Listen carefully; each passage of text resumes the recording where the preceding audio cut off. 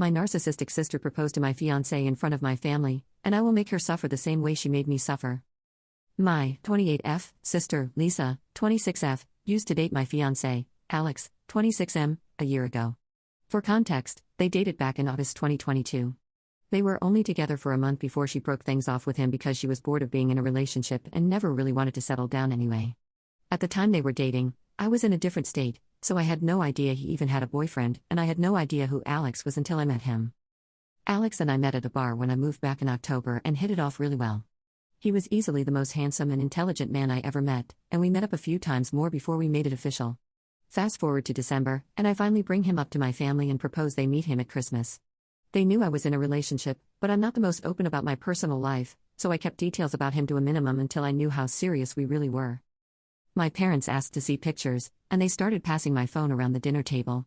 Lisa saw it and blew up, calling me a shit sister for dating her ex-boyfriend, and she demanded I break it off with him. I refused. When I asked Alex about it, he confirmed they dated and gave me the details about their breakup.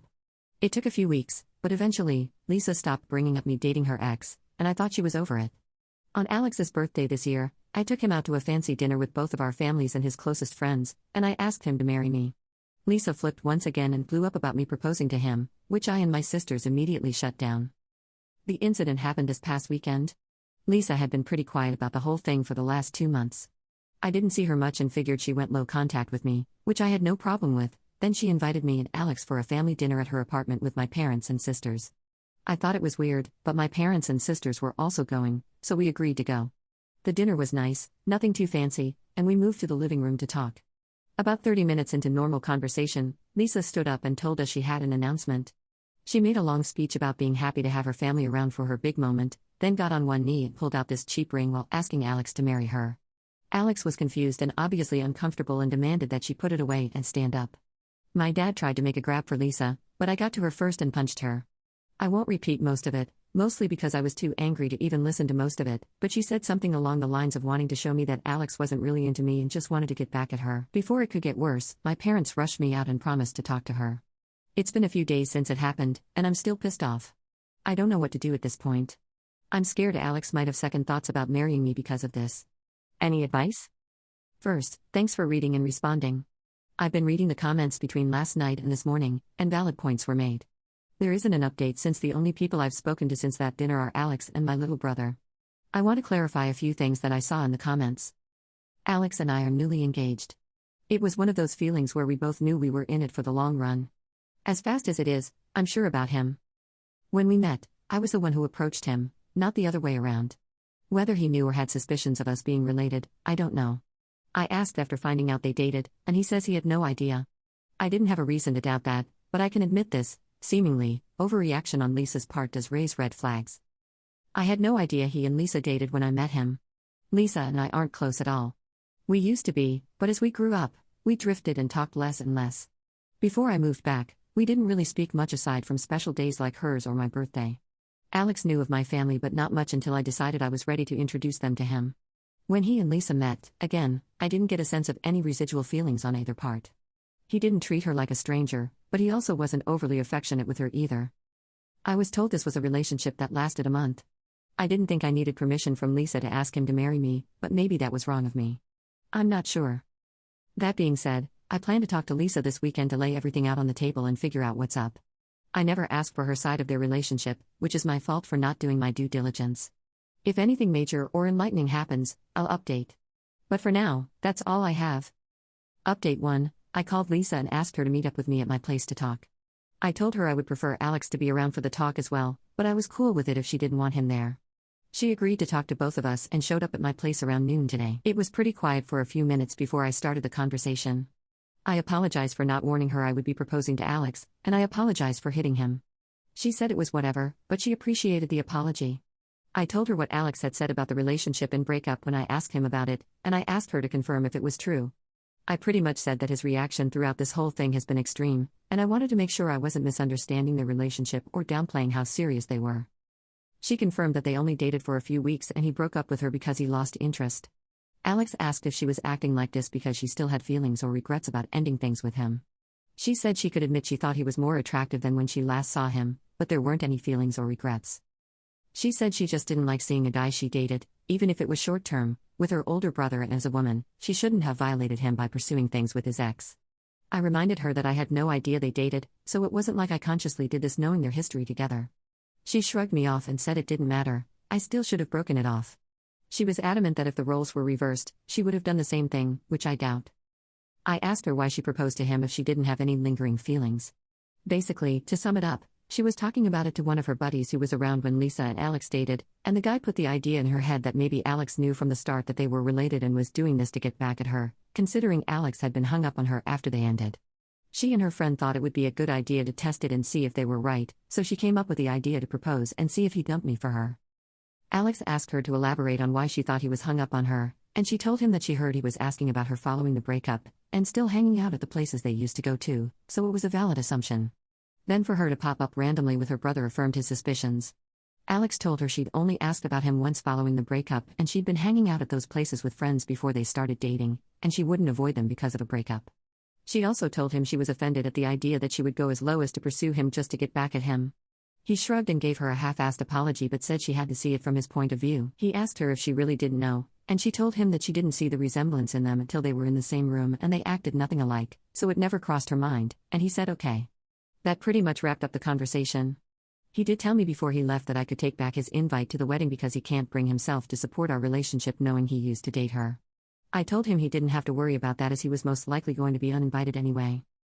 It's been a few hours since our talk, and I do feel better. My parents aren't too happy about him being uninvited, but they understood that it was a mutual decision and probably for the best. My sisters told me they knew he didn't have a good reason for being an asshole and they don't blame me for not wanting him at the wedding. As of now, I'm going to limit contact with Lisa, and I doubt she'll reach out to me anytime soon either. Once again, I want to thank everyone for reading and commenting, and if anything significant happens, I'll update again. Update 2, I couldn't post this to the same forum, so I'm posting this directly to my profile in case anyone is interested in an update. It's been a while since I've posted, but a few things have happened since my last talk with Lisa. So I've been low contact with Lisa since our last conversation. I haven't called her, and she hasn't called me, and our only interactions have been in family settings. As it stands, my dad is now upset that Lisa is still uninvited from my wedding. It started with a comment made during my younger brother, Leo, 22's birthday. His girlfriend of, I think, 4 years proposed to him at the end of the night, and we sat around talking about what he envisioned for his dream wedding. He talked a bit about wanting a destination wedding and his ideas for the cake and suit, then he said something along the lines of, Teddy, I know Lisa's banned from your wedding, but you won't care if she comes to mine, right? I laughed it off and told him I can't get mad about his guest list even if I wanted to. My dad gave me this weird look and asked if Lisa was still not invited to my wedding. I told him yes, and he got irritated. He told me he thought I was joking and said I was being unreasonable to go through with banning her from the wedding since she's family. He accused me of holding a grudge just to be petty. I reminded him that Lisa and I agreed on her not coming. I then told him that this wasn't the time to talk about my wedding since the day was about Leo, and if Lisa or he wanted to talk about my wedding, they could call me another time. Leo laid into my dad a bit about trying to make his special day about Lisa, and my dad dropped the issue.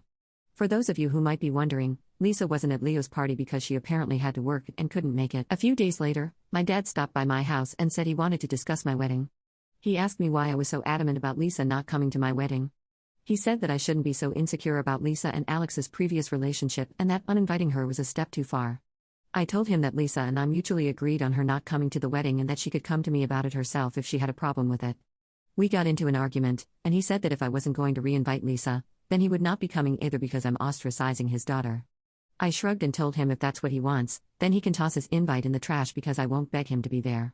He asked me if I would really be okay with him not attending, and I told him it wouldn't be the first time he missed an event of mine because of Lisa. He said I was being an off for throwing his past mistakes in his face, and he stormed out. I then started getting messages and phone calls from him and a few family members about the whole situation, saying I was in the wrong and urging me to invite Lisa just to keep the peace. Alex has also been getting messages from my dad asking him to talk to me and get me to change my mind, but to my knowledge, he hasn't been responding. So far, most of my dad's side of the family is standing in solidarity with him and not attending, while my mom and her side of the family, which is only my aunt and uncle and their 2 kids, agree with me and are still coming. My brothers are also still coming to the wedding and of course, Lisa's family too. Also, I talked to Lisa about it and asked her if she had a problem with not having an invite. She said she uninvited herself in the first place, and she doesn't get why they're making a big deal because she still doesn't want to go. She told me to leave her out of the fighting because she's not involved, and she says she'd tell him the same. As of now, I'm back to being low contact with my dad, but my mom and I are still on decent terms. I'm still deciding on whether I'll reinvite my dad and his family, should they change their mind about the boycott, but the chances are low, and I told my mom this too, which she understands. For now, Lisa and I started looking into downsizing the venue since the guest list is significantly smaller. Update 3. My dad is uninvited from the wedding indefinitely. About 2 weeks after he decided to not come to the wedding, he stopped by and said he wanted to clear the air and talk about everything. We agreed and invited him in to join us for dinner. Alex made him a plate of food, and I asked him if he was still planning on not coming to the wedding. He said that while he wants to, he can't get over me not inviting Lisa because of a simple mistake. I reminded him that his simple mistake was proposing to my fiancée with me sitting less than 3 feet away from him, and he said it was just a joke. Alex asked him why he wanted to talk if he was maintaining the same stance on Lisa coming to the wedding. He said he wanted to talk to Alex, and he was hoping Alex would hear him out and talk me into inviting Lisa again. He apparently assumed I was at work and he'd be able to catch him alone. Alex politely told him that he understood his thought process, but he wouldn't have that conversation anyway without me present since this is about my sister. My dad made a comment somewhere along the lines of Alex being spineless and unable to have a conversation without me thinking for him, which started a pretty heated back and forth between the three of us before Alex told him to get out. He got up and started walking towards the door, and my dad followed him, still screaming at him. By this point, he's yelling about him tearing our family apart. While Alex was unlocking the front door, my dad grabbed his hair and pulled him to the ground, still screaming. He hit him and tried to claw his face, and I dragged him off of Alex and threw him outside. He banged on the door for a few minutes while I made sure Alex was okay before he left and called both of us repeatedly. When I was sure Alex was okay, I texted my dad and told him not to bother reaching out again because we'll never speak to him again. I called my mom and brothers and told them what happened too. My mom was surprised and tried to make excuses, saying he'd been stressed about this whole situation for a while. My brothers said they knew he'd snap eventually since he's always been a crazy guy, and they said they'd come make sure Alex is okay. I asked Alex if he wanted to press charges, but he declined and said he only wanted to cut contact with him for good. I told him that part was obvious, but he should still talk to the police since he was physically assaulted, but he doesn't want my dad to get arrested. My brothers and Alex's dad came by to comfort him, thankfully, so he's doing okay. My dad is blocked on everything until Alex says otherwise. I genuinely don't know what to do now. Alex doesn't want to go to the police because he'd feel guilty having him arrested over this, but my brothers and I want to convince him too, and I'd at least want documentation in case something happens in the future. Update 4. Some people were asking questions about my dad and my decision not to be open with Alex about my relationship with my parents. I figure I could give some background on why we're so strained. Like some of you said, Lisa was the golden child. Lisa was my dad's baby girl, and he didn't do much to try and hide it. They didn't spend much time with my brothers and me like normal parents did with their kids unless they had to, but they'd spend time with Lisa as often as possible, like taking her out shopping while we stayed with a sitter, or bringing her home her favorite food and toys from the store when they'd shop alone. She usually got better things compared to the rest of us, like new expensive clothes, while ours were thrifted, or new toys just for her compared to old toys we had to share with each other. If my brothers and I got gifts, they were for us to share, but my dad made it pretty clear that Lisa's things were only for her and we shouldn't touch them. When Lisa would screw up, I'd get punished for not being a good role model and showing her the proper way to behave. For example, Lisa went through a phase of breaking her toys, and I got the beating because obviously, she learned that behavior from me. When she was 8, Lisa got in trouble at school for trying to push a kid down the stairs. I was grounded for 2 weeks and told to apologize to the kid for not teaching my sister right. When I turned 13, I pushed for my parents to start giving me an allowance. They agreed as long as I did household chores like mowing the lawn, taking out the trash, raking leaves, etc. It was usually somewhere around $25 a week to help me start saving. Lisa saw that I was getting money and begged my parents for an allowance too. Instead of making her work, $10 of my allowance money was given to her each week because we were doing such a good job with our chores that she never touched. Whenever I asked her to help, she'd tell me it's not her job to do chores, so why should she bother? It was around this time that I started really distancing myself from my sister. By the time I entered high school, we only talked to each other when we needed small favors or when we absolutely had to. I got my first job when I turned 17 because I wanted to finally get my own car and make money that they couldn't force me to give to Lisa. My oldest brother Jake helped me start my own bank account and showed me how to properly budget and save my money. I got my first car at 18 after all of my hard work. When Lisa got her license, my parents asked me to let her use my car to get around and for extra practice behind the wheel. Reluctantly, I agreed, and for a while, the arrangement was fine. Lisa used my car when I didn't need it and helped maintain it pretty well. When she expressed wanting my parents to buy her own car, my dad came to me and told me to give her my car because she needed it more. When I refused, he threatened to kick me out. We got in a fight that night which ended with him giving Lisa my car and taking me to transfer ownership of it to her within the following few days. Since I didn't have anywhere else I could go at the time, I just sucked it up and signed it over. When I graduated high school, both of my parents skipped my graduation because Lisa didn't want to sit in a long ceremony just to see me get a piece of paper, and my dad didn't want to leave her alone for the night. So I only had the support of my brothers and my aunt and uncle who wanted to take me out. They ended up having to bring me home at my parents' request because they made me dinner to make it up to me. It was a dinner I couldn't eat because my dad put shrimp and chicken on the same serving dish, and I'm allergic to shellfish. My first year out of high school, I worked 2 jobs to buy myself another car, and at the start of the new school year, I moved away for college and cut contact with them. They, mostly my dad, tried to reach out for the first few months via social media and Sophie, but I never responded and I told Sophie she would be cut off too if she kept trying. When he couldn't get to me through Sophie, he tried going through my older sister Charlotte, and a few times through Jake and Lisa, and I threatened to file a restraining order for harassment. It was a bluff because I had no idea how to do it, but it managed to scare him off, and the most I got from him was happy holiday texts over the years. Around the time I moved back, Charlotte told me they had been seeing a family therapist, at Charlotte's request, and my parents wanted to apologize for their treatment of us. I was hesitant but agreed as long as they would be genuine, and the reconciliation process started when I moved back home. That doesn't even scratch the surface of everything they put me through, and it took a lot for me to even begin to let them back into my life. When I met Alex, I wasn't sure where my relationship with him was going or where my relationship with my parents was going. I didn't want to mention my family at all, mostly because I was ready to cut contact again if I needed to. Alex was understanding of it being a sore subject and didn't press for more. I hope this helps shed some light on some of the questions I've been seeing pop up. Update 5. I want to thank everyone who's taken the time to give me advice on what to do going forward and all the kind messages and comments I've gotten over the past few days/weeks. Alex and I have read the comments together, and everything is appreciated. To answer the most common question about why I chose to reconnect after everything, the short answer is because I would do anything for my sisters. Charlotte wanted the entire family around for the birth of her first child and to help her while she adjusts. She didn't want part-time aunts and uncles who would only visit her kid during birthdays and holidays. She was never the type to ask for much of anything growing up, so when she asked if I would be willing to try for her, I agreed because it would make her happy. I also think part of me hoped that maybe they'd changed. I don't regret trying to reconcile either. My parents are still terrible, but I met the love of my life, so I call it a win. A few people wanted to know if there's an update, so here we go. Sorry if it's a mess or confusing, a lot has happened. We filed a report with the police and were told that even though Alex doesn't want to pursue anything, it's not up to us to decide whether it goes further, but they would keep our preference in mind. We provided some pretty decent evidence of the assault, including pictures of Alex's face and texts with my mom and dad talking about what happened. We were advised to report and record any other incidents with my mom going forward in case anything else happens. Considering where we live, I doubt it'll go anywhere, but at least we have it on record. I got about 100 angry text messages that tell me they at least spoke with her regarding the incident. My mom tried to corner me leaving my job and screamed at me about trying to ruin her life. She kept screaming that I was an awful son for trying to get her arrested over a small misunderstanding and that she didn't understand what she'd done to deserve being punished like this. I told her that if she didn't like being in legal trouble, then she shouldn't have hit Alex. She demanded I tell the police to forget the report, which I refused. I told her exactly what the officer said about it being out of my hands. She had a tantrum in the parking lot and hit me a few times, just on the chest and arm, before security intervened and dragged her off the property. I had to talk to my boss about the incident. Luckily, she was understanding of everything going on after I explained what was happening. When I got home, I told Alex what happened. She was upset and asked that we discuss the plan with my family moving forward. It was a long talk, but we took the advice of some Redditors and decided to go completely no contact with my family aside from my sisters. We agreed that having them in my life is adding unnecessary stress for both of us, and we aren't even married yet. She told me she wanted to consider moving away and putting some distance between us and my family.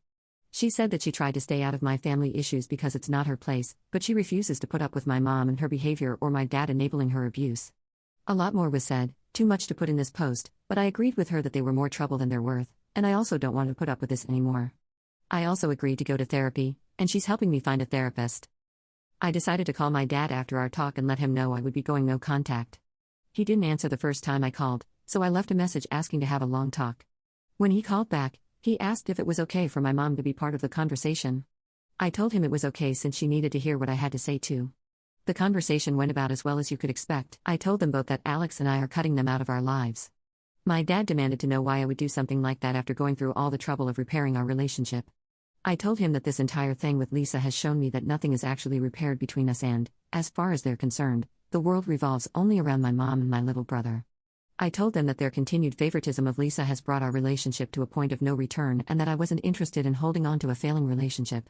I told them that I agreed to reconcile for Charlotte's sake, but I don't appreciate all of the disrespect toward me and Alex, and that I wouldn't put up with it anymore for both of our sakes.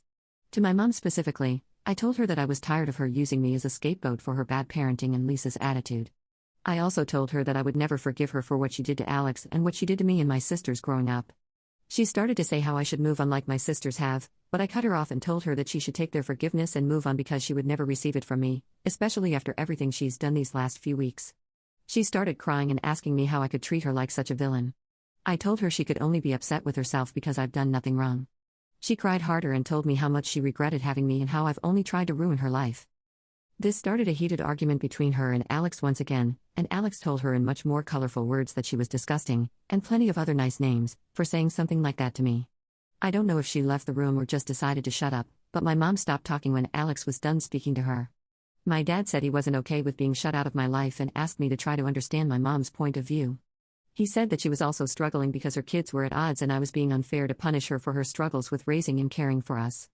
The last thing he said was that we were a family and I shouldn't let past mistakes stop us from moving forward together.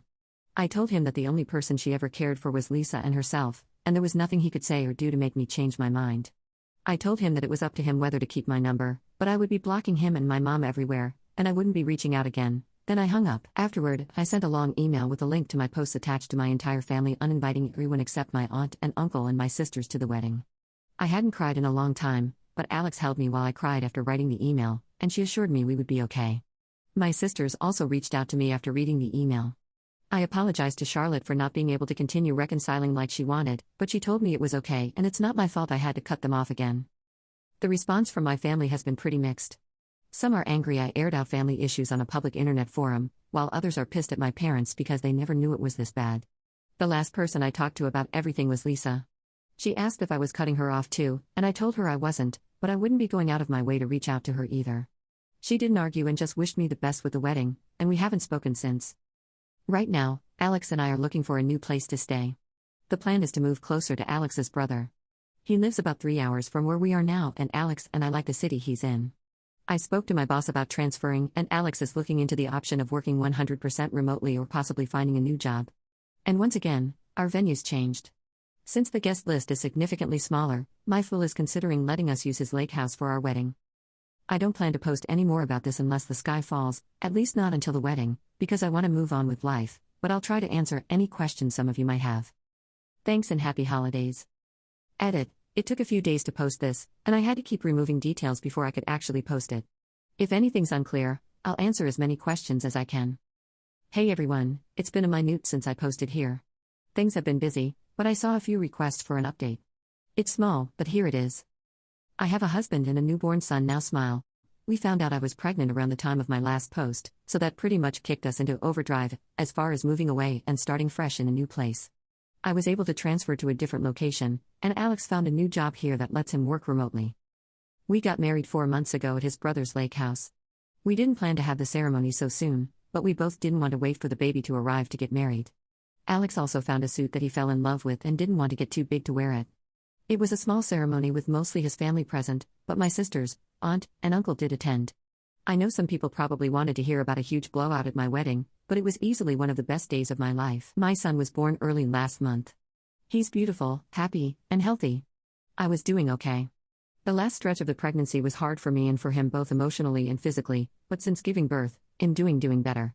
I'm seeing a doctor regularly during this postpartum phase due to complications I had during the pregnancy, but so far, there aren't any major health concerns for me. Besides complaining about the doctor visits, I don't think I've seen a frown on my face since we've brought our son home. As for my parents, I haven't heard from my dad, but my mom did reach out a few days after the wedding. Apparently, my uncle sent them some of the photos they took at the wedding.